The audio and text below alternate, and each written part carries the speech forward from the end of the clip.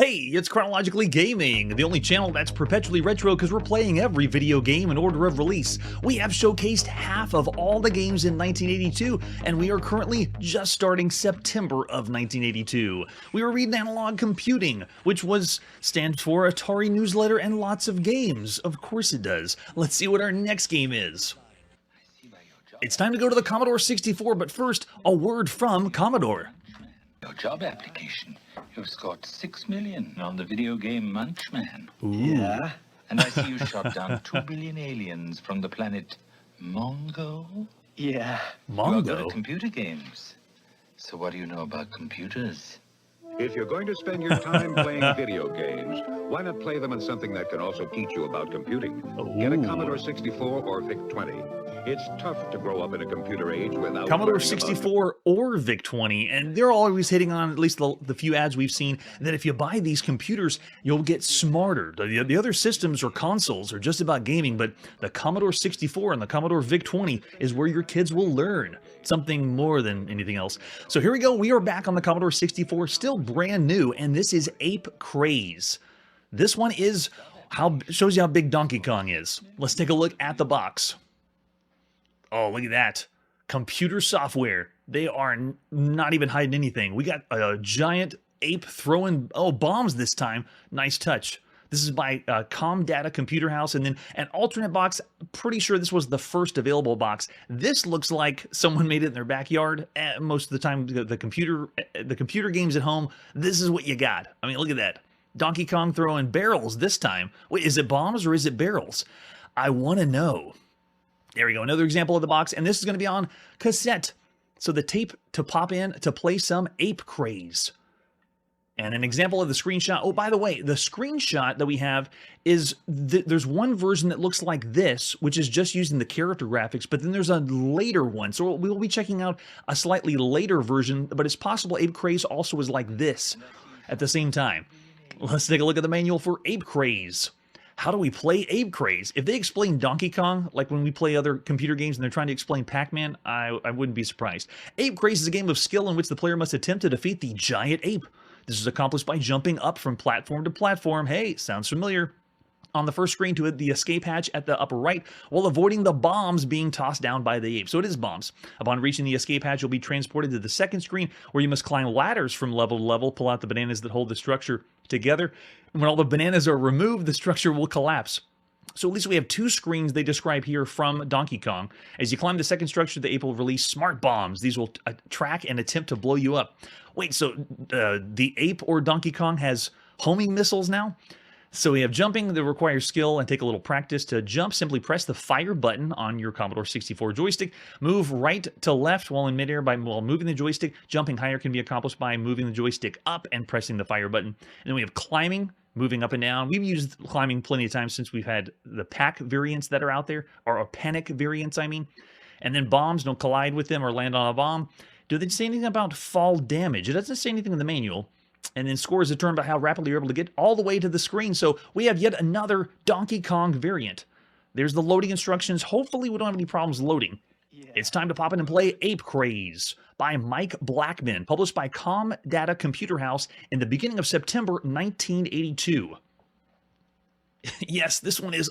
Donkey Kong is going to be all over the place. At this point, I believe we've seen 15 to 16 different Donkey Kong variants. And that's just the beginning. This is the cracked by Captain Blood version. Very nice. So if we have the joystick in, we should be able to just go. But can we just bask in this title screen? Look at what they're showing. It's a miniature version of the game happening in the background. That's a larger version of your character that you're going to be playing. I don't think they said who we are in the manual. It just said we're a guy, right? But they're using character sprites to show us our character zoomed up. We are the player. Okay, so we're just a player in the game. I don't know who that guy is. But those are the two levels. So we're seeing the two levels in the background. Nice touch. So it says we got to have our second joystick plugged in and go. All right, we're in. Okay, so right off the bat, if I move left and right, you can see the character looks slightly different than the first version of the game from the screenshots.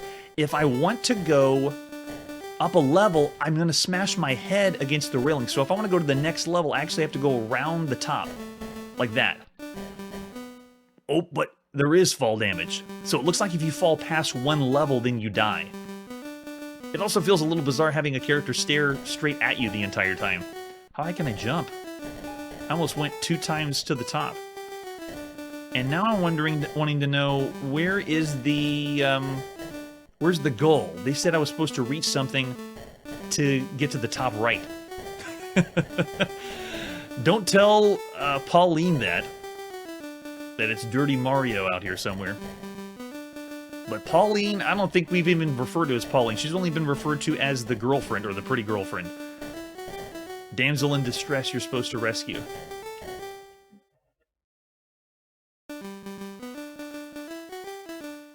Yeah, the creepy smile isn't helping either. What song is that happening in the background? I'm looking over in the chat. I haven't seen anybody point it out.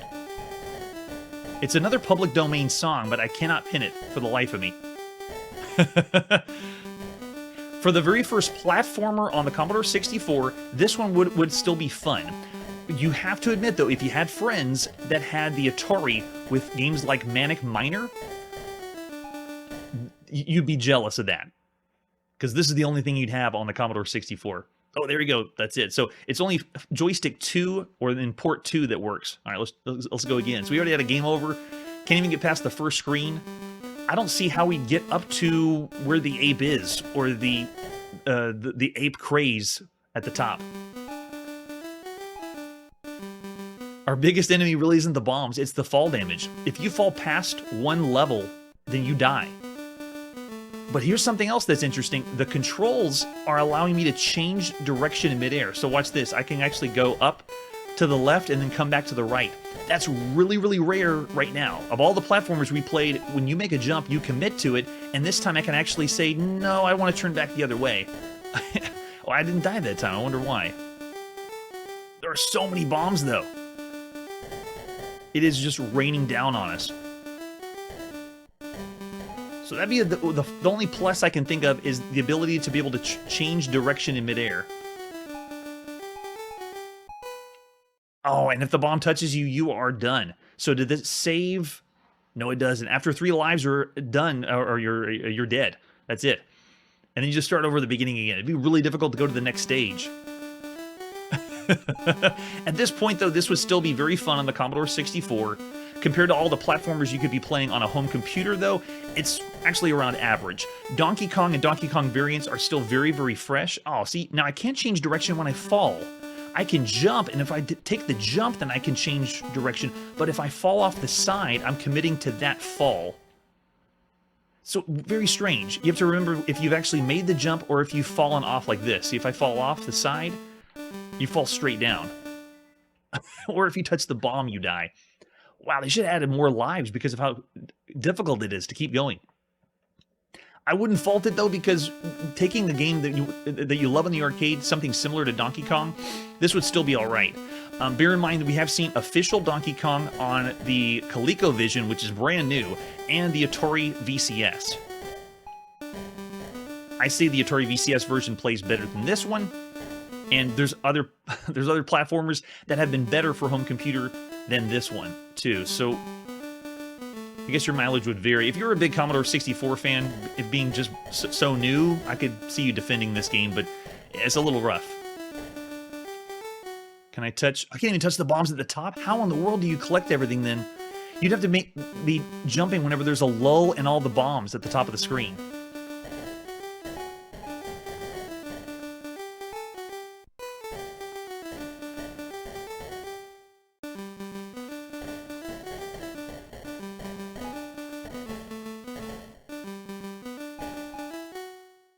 Yeah, very, very tricky.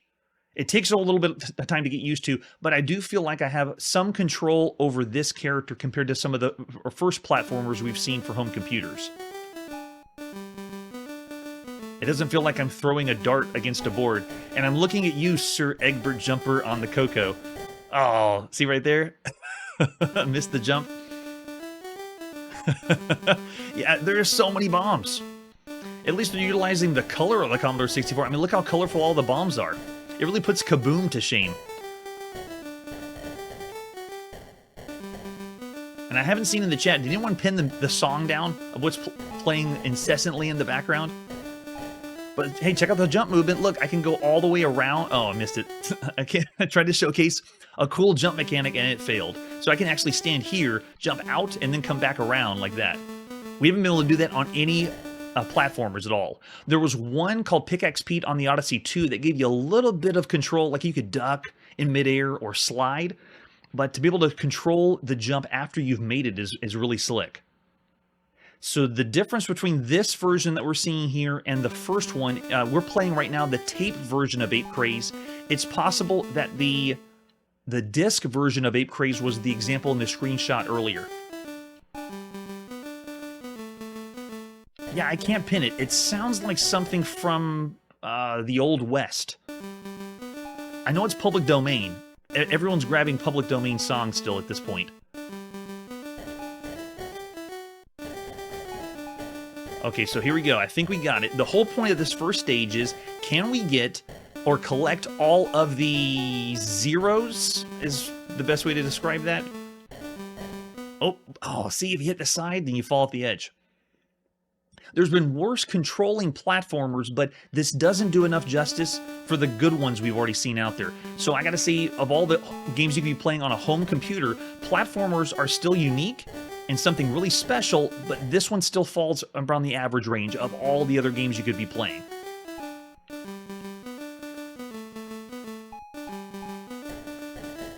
Of course, the very first platformer on the Commodore 64 is a Donkey Kong style game.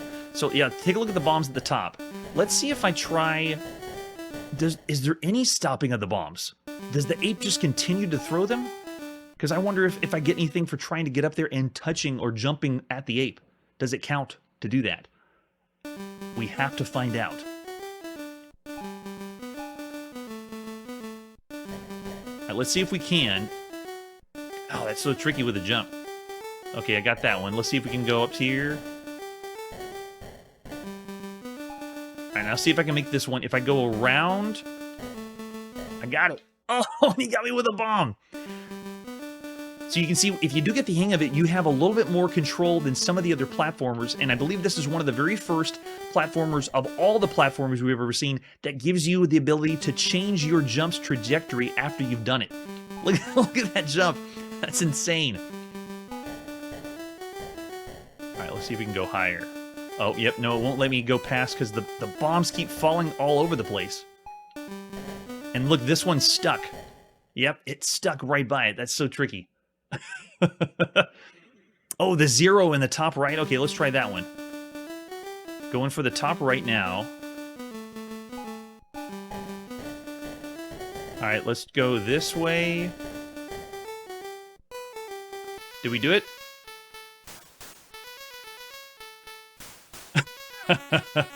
We got it! Victory! I think the other ones, then, to pick up all the items must have been for the... Oh, this is great! We're on the second stage. Thanks for the tip. Now, this one feels more like... It feels almost like we're playing a Panic variant, honestly. With the enemies coming... And we have another public domain song in the background. Man, this game has so much to it. And I touched the... on the end. Too bad. Notice there was no cutscene between this stage and the last one, too. All we had to do is touch a random flashing thing, a very small flashing icon from the first stage to get to the second one.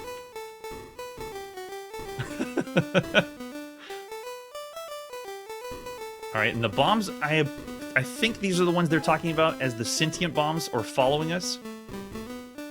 Yeah, look, there's a yellow one that's following me now. It's tracking my location and coming to me. So they're really not bombs. It's more like they're ghosts. Oh, but if you fall down the gap, then you get the fall damage. Oh my gosh. It's such a small gap. Now, do we get to start? No, we don't. Yikes. Alright, well, the second stage, though, I actually should have opened with that one. It actually felt a little easier than constant bombs like this. Than the other one. Wow. Yeah, so we went for 2 stages of Donkey Kong, and compared to what the manual says, that's all you get. So there you go. That's Ape Craze on the Commodore 64. I was starting to get the hang of it, get the feel of how the jump mechanic works. And at this point, every platformer is going to be a treat, and it's going to take a little bit of time to get used to. But I still got to say, of all the games you could be playing on a home computer, it's still around average with the way that you move your character, the jump mechanic, and because there's a little clunkiness in getting used to when you fall and when you're able to jump. There we go. That's right. Turkey in the Straw. That was one of the public domain songs. The first one, though, I couldn't pin what the first one is. So if you know what that one is, give me the heads up. Yes, maybe he is. Victor's going coaster game. I wouldn't be as harsh because platformers are still really cool, especially when you want to play something like Donkey Kong, and this is what you had to play at home. Unless you had an Atari VCS or the brand new ColecoVision. All right, so after Ape Craze, let's see what our next game is. Speaking of the Atari VCS, let's go and see what's up with Armor Ambush. This is the latest by Mattel on your Atari, starting with the box.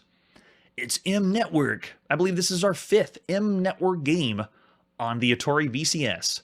Armor Ambush is yet another M Network game that was originally on the Intellivision. You know this as Armor Battle, and here it is. Finally, you can play Armor Battle on your Atari. Everyone's got to come over to Atari. We flip it over on the back. This is 2 players, 2 skill levels. Each player has 2 tanks.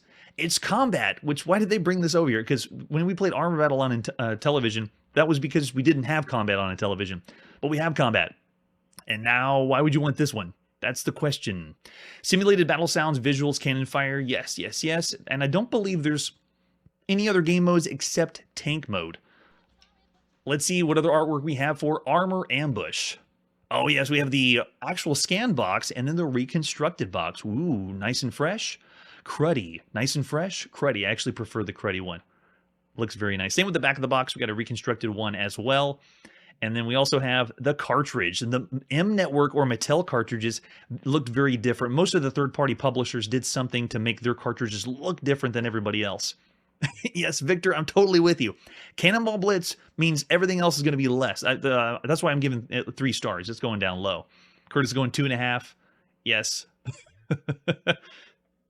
Yeah, I guess for the 5 people, that didn't buy combat, everybody had combat on the Atari. All right, there we go. An example of the screenshot, too. We also have the manual. I don't think we need to know how to play the game. We're pretty familiar, but we'll take a look at it for nostalgia's sake. Oh, look at that. M Network manuals. I believe this is 2 players only, so if you don't have a friend, you can't really play this one, like I'm going to do tonight. The object of the game is knock out enemy tanks while avoiding hits on your tanks. You ambush the enemy, swing into position, and fire. 3 hits and your opponent's tank blows up. Each round of the battle takes place on different battlefield. At the start, both players have 25 tanks.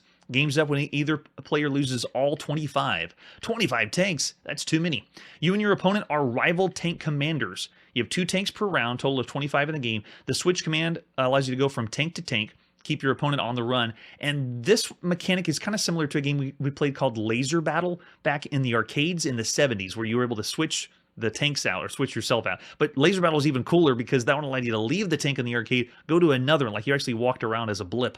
This one, all it does is switch it out. Really simple. Yes, under $50 if that was true. At least you don't have to buy an add-on like the Supercharger. Use the joystick control for this game. That is the way to hold it. Got it. And they're even explaining how to control the tanks right here using your Atari VCS joystick. Maneuver for fire position. Press the fire button for, oh yes, and it recoil. It's going to do that just like Armor Battle on the Intellivision.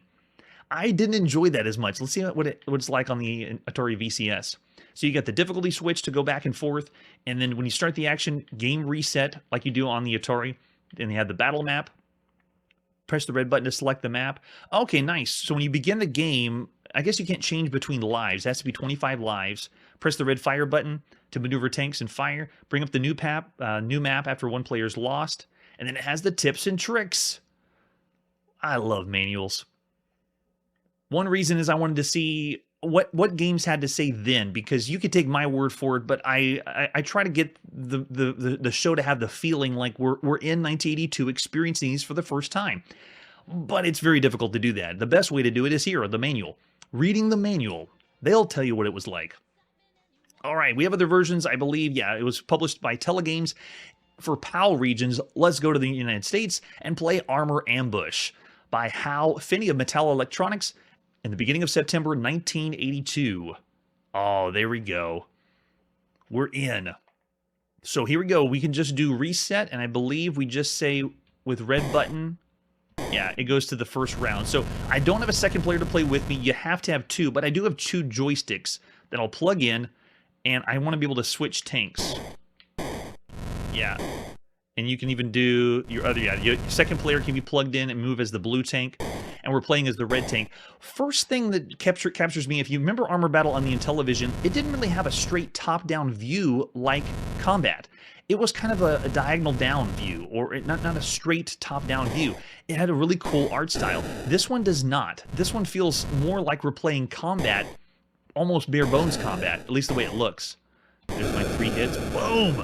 Blow them up. And do we even have the ricochet mechanic? I don't think so. They didn't even give us all the game options. The manual didn't have all the options Combat had. So in a way, this feels like we're going back.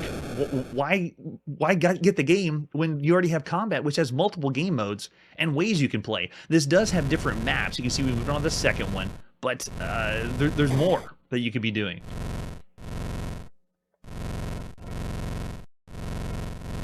You should have Combat on your system, so I wouldn't imagine Mattel made a lot of money on this one. All right, I'll actually play as the second player now and get back at him. Combat did only have 2 players. You couldn't play with yourself either, so you had to have someone else in the room. But it was more robust. There's really not too much to it because after we've read the manual, this is it. It does go stage to stage and you get a little thing to look at, but it doesn't even look as good as the Intellivision because at least the Intellivision changed the viewpoint a little bit. They are changing the terrain up. You know, you see water, bridges, and trees. Yeah, it's very much a meh kind of game. It does get the job done as far as a tank game or vehicle combat game, but there's really not too much to it. Doesn't sound the same too. That's right. Yeah, I'm with you, Joshua. I think that's the same fire shot. I guess you can't license a sound from Combat. Yeah, that's true. Maybe we can. At this point, we should have an AI player that comes in. Due to some of my local internet connections, that's one of the reasons we haven't had guests on, be able to get upload speeds to send the signal for people to play games. I have sent invites out. I'm hoping to have some guests when we get a better connection for internet here. But in the meantime, Armor Ambush is still, even if someone was here, it's very similar to what we played. It's worse than Armor Battle, and it's not as good as Combat. So I still gotta say around the average range of all the games you could be playing on the Atari VCS and home consoles. Of all home consoles, this is actually all right for a tank game, but there's better ones out there. So I have to say 3 stars. And another 2.5 from Errol. Yes, tanks for playing. There's not too much more it's doing. I wouldn't want to fault it too much because it does play all right. You could say 2.5, maybe 3 stars, but around the average range for all the games you could play on a home console. With the ColecoVision out there, that's really changing the curve. It's setting a new standard because everything so far on the ColecoVision has been gold. At least for home console. Yes, maybe. Oh, 1 star for each player. Nice touch, Mikey. All right, with that, let's see what our next game is. Time to go to the United Kingdom and play on the Dragon 32. This is Astroblast. Astroblast is one we've already seen. Oh, look at that. We have cooler artwork, though, on the Dragon 32. We've already seen this one on the Coco in July of 1982. And here it is, Astroblast. Very, very cool box. Do we have any other artwork for Astroblast? I believe that's it, with an example of the screenshot. All right, so it's only thing we got to do now is pop it and play. This is by Ron Krebs of Mark Data Products, published by Dragon Data in the beginning of September 1982. So this one, again, I got to do a quick change in hardware to get it to go well for us, or load well for us. This one's going to be on cassette in machine language.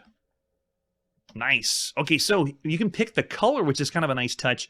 I was told that on the Dragon 32, it only worked in black and white, but you can see they give us the option of buff or green, which is going to look just like the Coco. So just for fun, we won't do the black and white. Let's do buff and play. There you go, Mark Data Products. High-res action. Is every game high-res? I can use my joystick and select what skill level I want. Let's go ahead and go with Astro Pilot since we played this one before. And we're in. Oh, look, it looks like the Coco in buff mode, actually. That looks that looks exactly like the Coco. Maybe they'll let us switch out the color when we die again. So if this one looks familiar, we've seen this one already in the arcades. It was known as Astro Fighter in November of 1979. This is a very well done way to play Astro Fighter at home. Astro Fighter was essentially just a variant of Space Invaders. You can see we have aliens coming down slowly, then they change up. Starfield slowly coming down in the background, similar to Galaxian. All I got is left, right, and fire, I believe. Yeah, that's it. Can't move any other directions, and one shot at a time. We even have fuel at the top, and that's pretty much the timer. There is no fuel collecting. I love that, though. Look at that. Whenever I get hit, I don't immediately explode. It switches the screen back and forth between color modes. So you did get a taste of what it looks like in black and white. Oh, there we go. Thank you, Curtis, for the color breakdown. Maybe I shouldn't have picked buff, because I think this one looks exactly like the Coco that we've already played. And we're on the Dragon 32. Oh, what happens if he reaches the bottom? Is that game over? I can't hit him. Oh, maybe it just loops around. Look at the slow-moving Starfield in the background. Very nice. Oh, man. If you don't take them all out, then you just have to start over again. So make those shots count. Fuel's not looking good because I'm taking too long on this stage. Yep, fuel exhausted, and the ship is destroyed. Remember when you forgot to fill your gas tank up and everything blew up? All right, let's go with Space Cadet. Yeah, it picks the same color mode.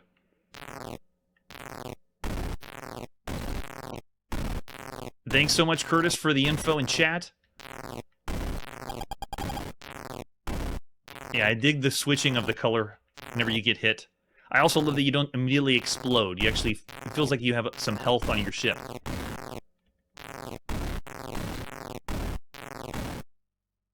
There we go, looking good. Because this one definitely looks, and plays a lot like the one we played on the Coco, I'm going to rate it the same. Whether you play on the Dragon 32 or the Coco, it's very average considering the other shooters and video games you could be playing. So about 3 stars is what I'm thinking so far. Oh yeah. It's classic, it's fun, and it works very well. You would enjoy this on the Dragon 32.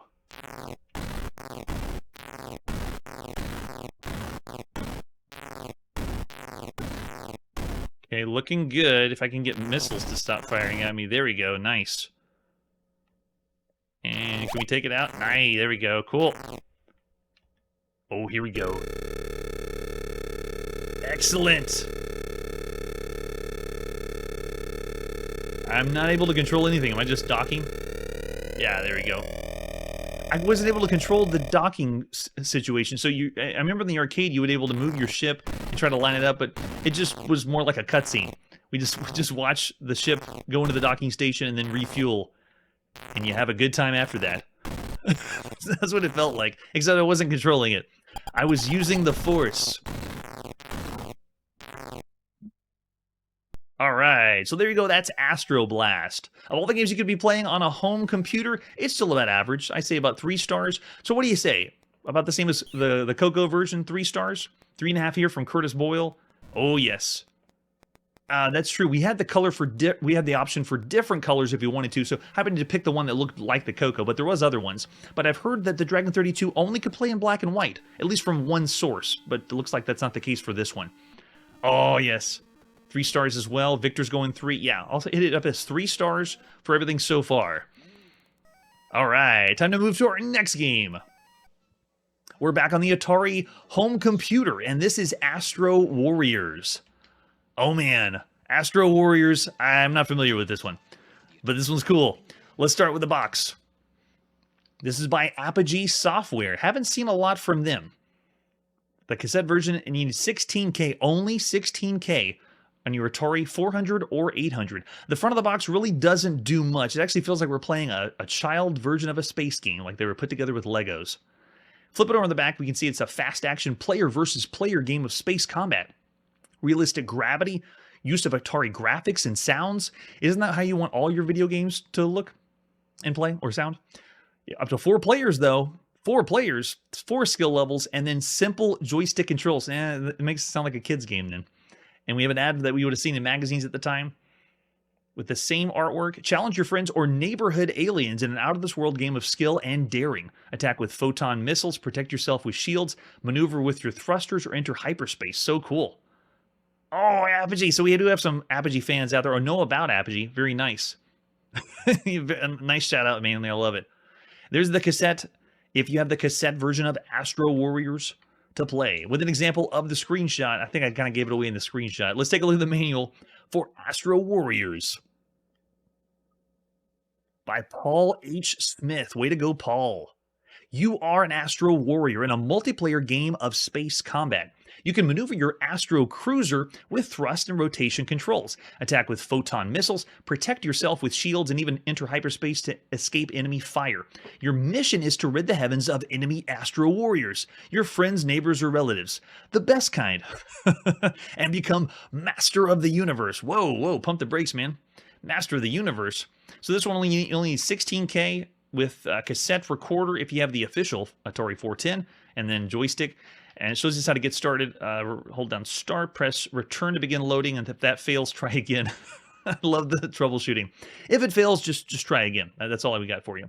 After it loads, you can press start on your Atari home computer, and then it's a 2-player game for cadet in free play mode, and we have the option to do free space with no obstacles, asteroid, solar orbit, black hole, and then what kind of speed we want. And then you can do up to 4 different players. 4 players. Now, is it at the same time? We've seen 5- and 6-player games on the Atari and other home computers, but it's alternate play. That's the trick. So they're explaining how to control this. This control is very similar to Asteroids. Clockwise rotation, counterclockwise. Forward is your thrust, and then if you pull back on the joystick, that's your shields. Kind of like you're playing Asteroids Deluxe. And then we have photon missiles when you press the red fire button. That's how you fire them. And I think it's just a normal shot. Yeah, that's it. Hyperspace is maneuver your Astro Cruiser off screen. So if you fly off screen, that's the hyperspace. It flies you to a different place. And then it has energy and then repairing your ship. Androids constantly begin repair of damage. And then you can also, may be damaged by photon missiles, collision with other ships, impact with the sun. Hyperspace is entered with insufficient energy reserves. Oh, so if you go into hyperspace, you actually use up energy. You have to be careful before you do that. And then it shows all the different ways you can be damaged. Man, this is a lot for a Asteroids style game or the way it controls and being able to play with 4 people. So you can see display is there showing you the portion of the universe. Nice. There's no screenshot though. All it is text telling you what's going to happen on the screen. And then scoring, got to know what the scores are with game hints. Great manual, but not as impressive because there's no pictures. It's just explaining what it is with text. Maybe it will deliver in other places. So we get just one version to play. Let's pop in Astro Warriors by Paul H. Smith, published by Apogee Software at the beginning of September 1982.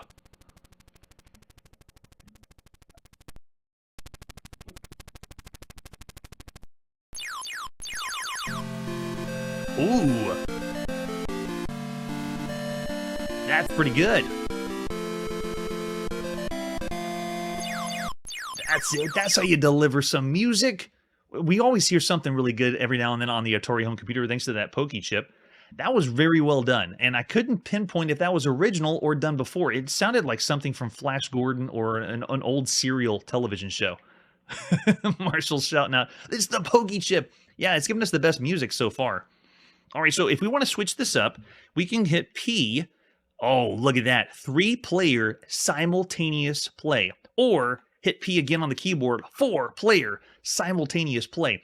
And the ship looks really similar to an asteroid ship, you know, the triangle design. This is really going to be very familiar to when we played Asteroids on the Atari home computer because it allowed 4-player play. So let's see what other options we have. If we push select, that's the speed. We have rookie, pilot, ace, cadet, okay? And if we do option, that allows us to do different styles of gameplay. We have the asteroid, we got a solar orbit, we got a black hole, and we have free space. Okay, so I'm going to switch this up and just go We can do a one-player game. Wait, does that mean they add... Let's just do a one-player free space and see what happens. And then hit start. What? Is this like training mode? So I'm the only one here. There's no objective or points. I mean, it must be a practice to get used to your ship. But we played Asteroids. We know how it works. Yeah, okay, let's switch it up. Let's go ahead and add another player. I got my second joystick plugged in. Free space means nothing's happening. Let's switch it to Asteroid and go. Oh, this is pretty slick. Oh, is that it? Once they do the shot, it keeps track of your score at the bottom. Nice. What happens if we shoot the asteroid? Oh, it's just an obstacle. It's like a wall when you're playing a gunfighter game. Not too fair because obviously there's no one else here. I'll take control of the other joystick and go as the green character. Nice. So hyperspace, if you crash into the other player's ship, you die too. Nice. So we can fly off the screen. It'll warp us to a new spot. And we have energy displayed at the bottom. That's the orange bar or yellow bar. Every time you use shots or hyperspace, you're using up energy. And you're just supposed to destroy the other person. This is another example of kind of a hidden genre of video games that I refer to as the dual shooter. As in you're doing a duel with someone else or playing. But this one allows you to have more than just 2 people to go against. You can go up to 4 different people. Yeah, this is a big shout out to old school gaming. This is like Spacewar that we're able to play at home. And here's the clincher. Let's do this. Let's change it up and let's do 4 players, even though all 4 aren't here. You can play at the same time. And then instead of an asteroid in the middle, let's make it solar orbit. Now watch what happens whenever we do this. Watch, everyone sucks in to the sun. Look, I think solar orbit's the fastest one. So I've only control of one person. Does we not get any score if everyone dies? Wow, yeah, the gravity's really strong with that one. Okay, let's try it again with black hole. How strong is black hole? Yeah, same. But you can't see it. It just pulls you in. Let's change it up with 2 players and black hole. Oh, yes, nice. So this is the very first time that you could play a space war game, like we saw in the arcade, and of course before that on mainframe, but allow you to have 4 people at the same time. This is the very first game that you could do that. That's incredible. They're even incorporating the physics from the game. There is no other example of a 4-player space war game like this. The only one that comes close is Asteroids that we saw, but it didn't allow this, where you can add the black hole or the sun in the middle. That's so cool. Yeah, so it has the gravity option if you want. You don't have to do that. Yeah, if we just do free space, then you can fly around and shoot, or go off screen and do hyperspace, or I guess warp around, whatever you want to call it. That's incredible. When we saw the Asteroids version, it was on in August 1981. And when we saw that game and played it, I would consider it 5 stars. It was a really, really good home computer game. This is still really impressive to be able to do 4 people at the same time and shoot each other or shoot human beings. It's great.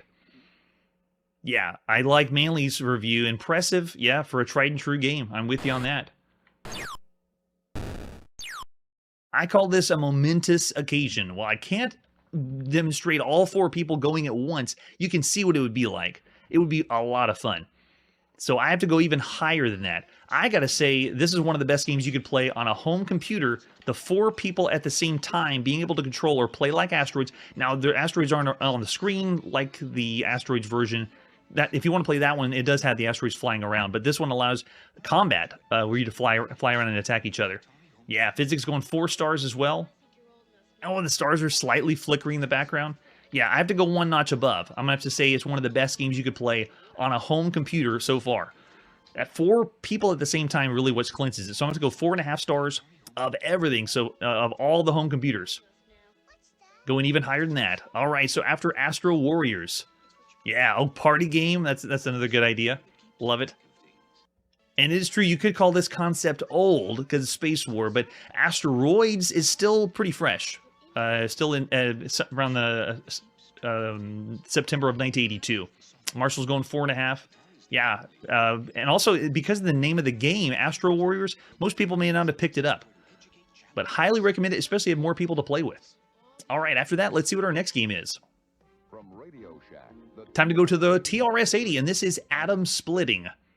We're going to start with the box. Atom splitting. Never heard of this one. The front of the box, though, makes me feel like it's by Electronic Arts, but we haven't seen Electronic Arts, and I don't know what I'm talking about because that's in the future. But doesn't it have that feel like it's the front of a record? Really, really sharp. Got some pseudo 3D graphics. This is from AIM Software. Flip it over on the back. Shrink down to microscopic size. Come, look at the molecules. Now, shrink further. Look at the atoms. There. Now you're the right size. The right size for atom splitting. That's atom splitting, that is. It's a game based on the essence of science. Is it educational? It is not. You control Atom Smasher, and you got to split as many atoms as you can. You're going to split atoms in a video game? That's crazy. Victor says it screams shovelware. Shovelware? EA is not around yet. I'm speaking way too soon. There is no Electronic Arts. Forget I said anything. Do we have any other artwork for atom splitting? Oh, we have the cassette tape that you pop in and play. Sadly, this game on the 3 different databases and places that I go to look for games has the artwork, but not the game itself. So we are not able to play this one. It is a game that is not found. If someone finds the game or allows us to play the game, we'll come back and re-rate it, but I'm going to give it down in a 1-star range. I'd love to check out atom splitting, but sadly, we don't have it. Where is atom splitting? Let's keep going. Time to go to the United Kingdom and play on the BBC Micro. Let's play some Barrage. Starting with the box.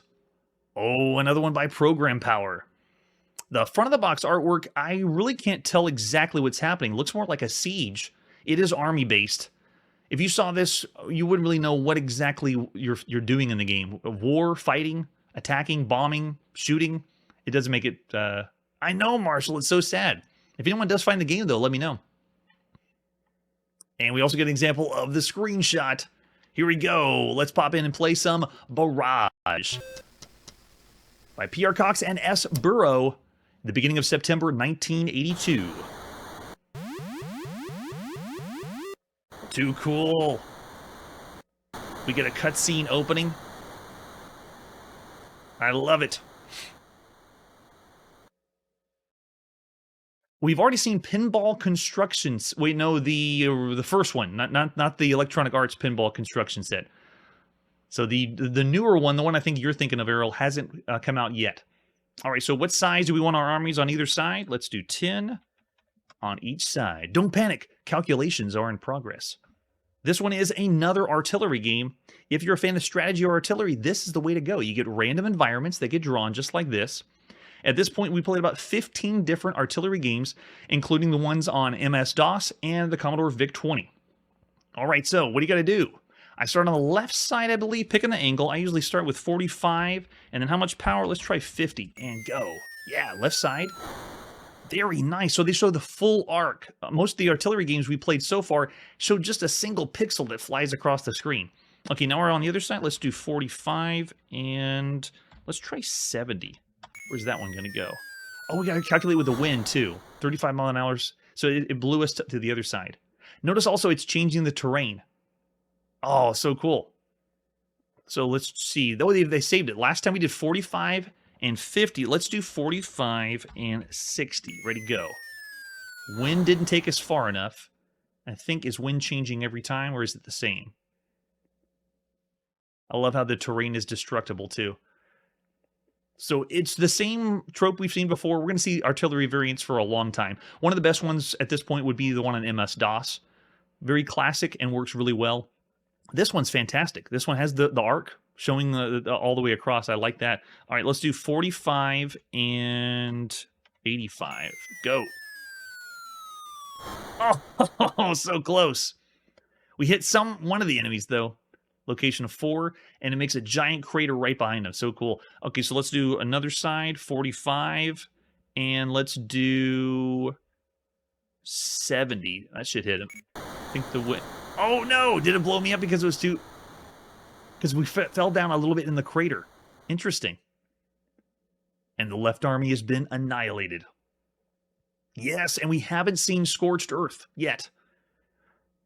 So many artillery, already 15 here on the show, and then we haven't even seen Scorched Earth yet. Another war? Yes. Yes, we would. for some Barrage. This is the very first artillery variant you could play on your BBC Micro. And as far as in the United Kingdom, you already had a few options that you could play. But this one's a very well done one.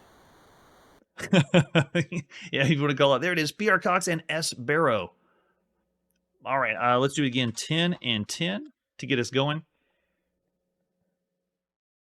Nice. The graphics, yeah, I like the touch of the explosion. Random environments is a good touch too. We'll get wind coming back at us. Let's do 50-degree angle going. Let's do 60. Oh, yep, not even enough on the left side. And if you can't see at the bottom, I'm kind of covering the other side. But if you look at the other side, it's just showing you how many people you got left on either end. Okay, so let's go ahead and shoot this way up high. Let's do a 70 angle. Give me 80. Let's see what happens. Nope, not even high enough still. Great game to play with a friend. It is a really bare bones tactical game. You just pick an angle, pick some power, and then you just keep going back and forth, doing the messing up and realizing what you did, and then fix it next time. Works really well. All right, let's do angle of 60 and 70 with that wind. Come on. No, hitting the same part. Going down. And notice the number at the bottom keeps changing because every time you fire, you're lowering your numbers. Oh, that's true. The redraw is a little slow. It wouldn't be as big a deal on the Beeb, though. You would be all right with it. Atlas is late for Ape Craze. Don't worry, there's always the VOD. All right, let's do 70 and 95. Come on, way up there. Go, go, go. Missed it. The arc is really what hits this home. Even though on MS-DOS and most of the artillery variants, we don't have that full arc that shows your shot. I like it. All right, let's do 60 and 80. Will that be too far? Let's see. Oh, just barely. Yeah, another game tonight that you would want a friend to be putting in or trying it, because playing it by yourself wouldn't be as fun. I'm still having fun. Showing off the games is a lot of fun. So for artillery variants, still having a good time. Same trope that we've seen, and we're going to see a lot more artillery variants. I love this, love how well it plays. I'm going to have to go slightly above average for all the games you could play up to this point. I'm going to say 3.5 stars for everything so far. Tactical strategy games, it works very well. Artillery games, there's only one other artillery game we gave it as 3.5 stars, but still good fun for the time. Errol's going 4.5. I see Curtis with 3.5. Yeah, that's true. You rate it differently if you had a friend around. Josh is going down to 2. Got to have a friend for most of the games. All right, and with that, let's see what our next game is. It's time to play on the Emerson Arcadia 2001, or one of the myriad of other names that you could call this system. We're going to do the one that was called in North America, and this is baseball. Let's play some baseball. Here you go. Actual scan from the Emerson Arcadia 2001. It's the console that just keeps trying really hard, but not able to deliver as much. Nice artwork on the front. The Arcadia is doing very similar artwork on their box like Atari and Intellivision. Showing off something really cool. Flip it over in the back, and I think this is the back's reconstructed with a couple screenshots, but didn't have an actual scan of the back. I don't even know what they're saying for the artwork. Do we have anything else besides the box? We also have, oh yeah, check this out. That is the console. There's the controller. Looks really similar to the Intellivision. It also has the number pad and overlay like the Intellivision. It's going to be helpful because baseball, man, just look at that controller. That's what you'll be playing or holding in your hand to play baseball. And then, of course, the cartridge you're going to be popping in on your Emerson Arcadia. All right, the manual, ladies and gentlemen, you got to have the manual for this. This is very similar to other baseball titles that we've seen, specifically Major League Baseball on Intellivision. If you don't have the manual, you'll have no idea what to do. Yeah, right? All good. Okay, so the game objective is... Ready, swing and bat. It is a high ball which is out of range. The crowd roars as you make a home run. You've just scored another point for your team. Now it's your turn to defend. Pitch fast, slow, or curved balls out with the batter, but don't forget that 4 wild balls count as a penalty against you. That's pretty much what baseball is. The aim of the game is to score more points than your opponent. Yes, it's baseball. You control a baseball team comprising 9 players. Each team takes turns playing offensive and defensive roles. This one you have to play again with 2 people. Should have had a guest tonight to play with me. Defending side has 3 outfielders, 1 infielder, 4 base catchers, and a pitcher. Very, very impressive for the time. 1 point is awarded for each home run scored. When a player is around all 4 bases, the game consists of 9 innings. The number of ball strikes and innings is shown on the screen. So they're only represented by B, S, I, and O. And when a pitcher throws a wild ball, it's flagged as a penalty.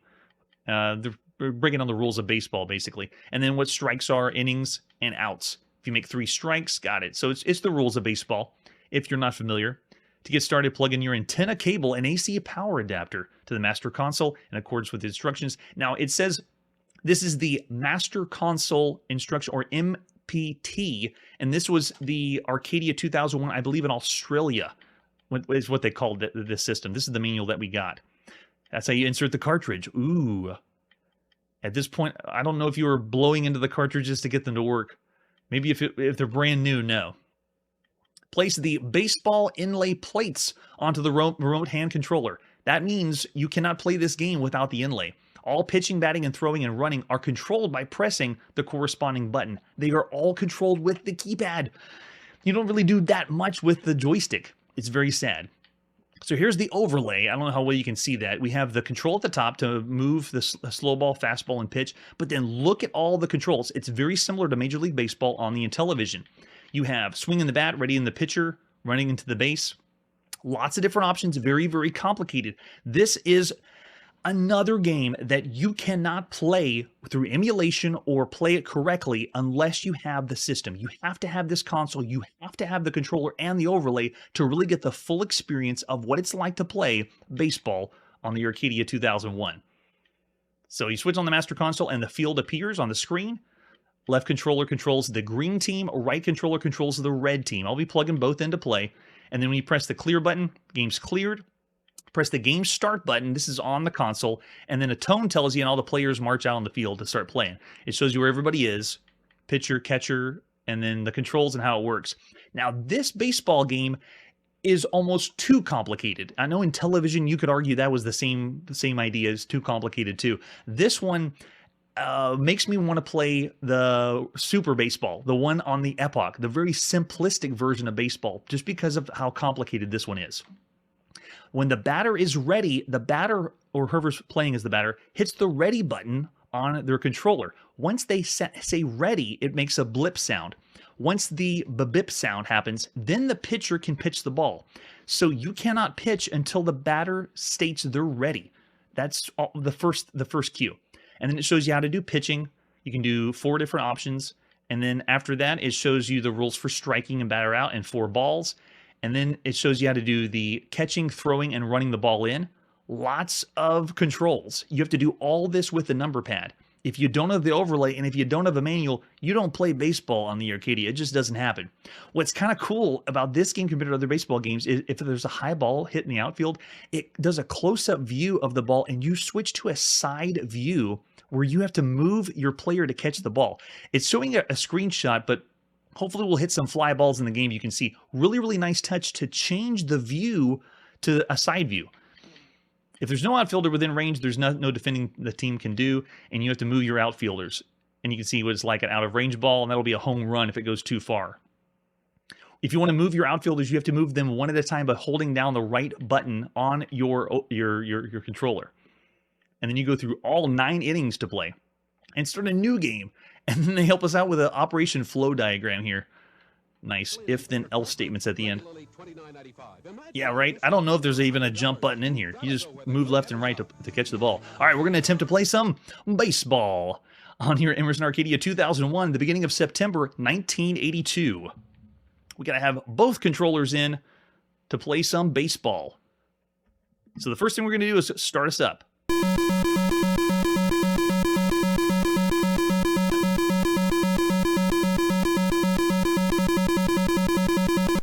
Oh gosh, the first thing we want to do is turn that volume down. That was way too loud. I can't believe that the Arcadia was going to assail our ears with that. Now we're actually going to play. So up to this point, baseball has been few and far between. We've seen a few titles in the arcade that were kind of well done, but then we also had recently Major League Baseball on the television in September of 1980, and then New Baseball on the Epoch Cassette Vision in June of this year, and we've also seen World Series Baseball on the Apple II, Super Challenge Baseball on the Atari, which is like the Atari version of Major League Baseball on the Intellivision. So here we go, another game that you can play as baseball, but for a home console. Now, first thing we have to do is be ready to bat, which is telling the pitcher we're ready. Ready? Okay, there we go. The batter says they're ready, and now the pitcher, if we want to throw a slow ball, there it is. And then after you're ready, after you pitch the ball, you have to say you're ready again. So I'm going to say I'm ready, and then pitch another one.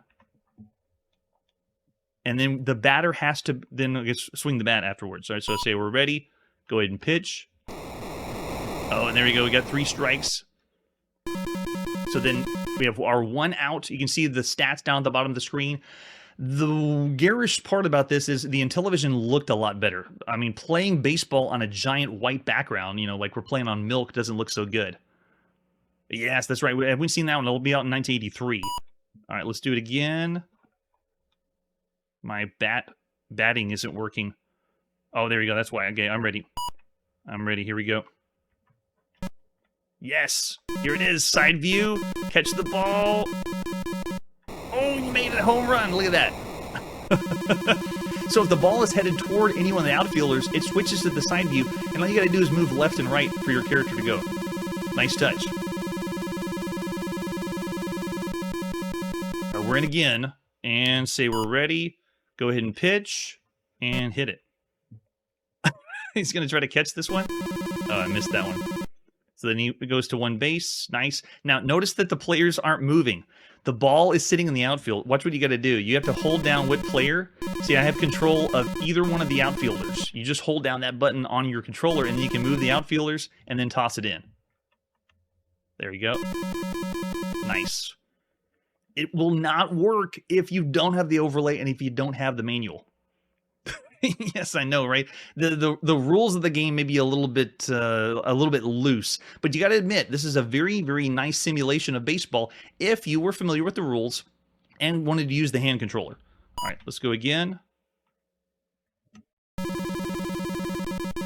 Nice. Okay, we got another one. Looking good. Sound really isn't doing much, but it's the amount of control you have over all the characters is kind of cool. Oh, missed that one. Let's do it again. Go. Nice. Throw it home. Okay, let's do it again. I also like the touch if you're playing with 2 people, which is ideal. That's what you need to do. That you say you're ready so the pitcher doesn't just throw whenever. As soon as the batter says they're ready or pushes the button, then the pitcher can throw the ball. All right, let's do it again. Yes, the sound is very, very loud. Apologies for the original when it booted up. It was way too loud. Going again. Yeah, too slow on that one. You got to be really fast. Yep, got it. The 3 strikes and they're out. It's red team versus green team. And then you get to see it. They all go off the field. Very cool.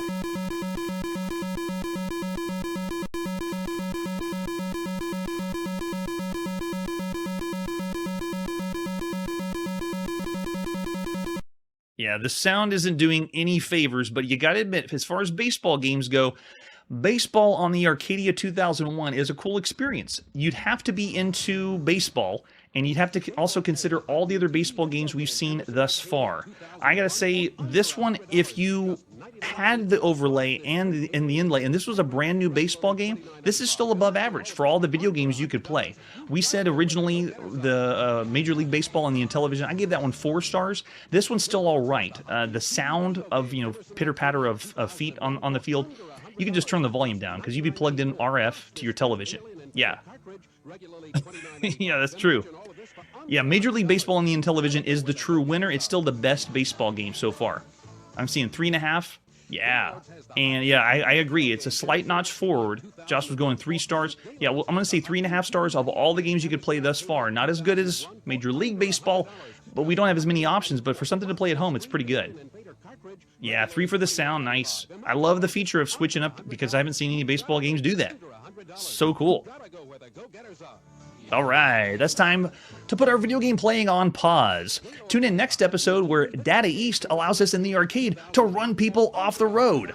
That's it for today, and like I always say, you don't have to be a donkey or King Kong to make a good video game.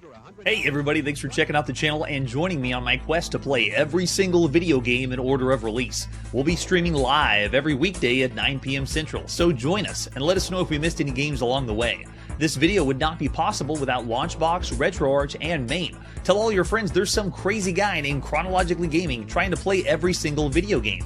We have links down below that'll send you to places like our Discord and Patreon, and one that says all the video games we've ever played. If you go there, it's a list of everything, and you can click right to the game you want to see. Chronologically Gaming is the name to look for. We are perpetually retro, and we will catch you next time.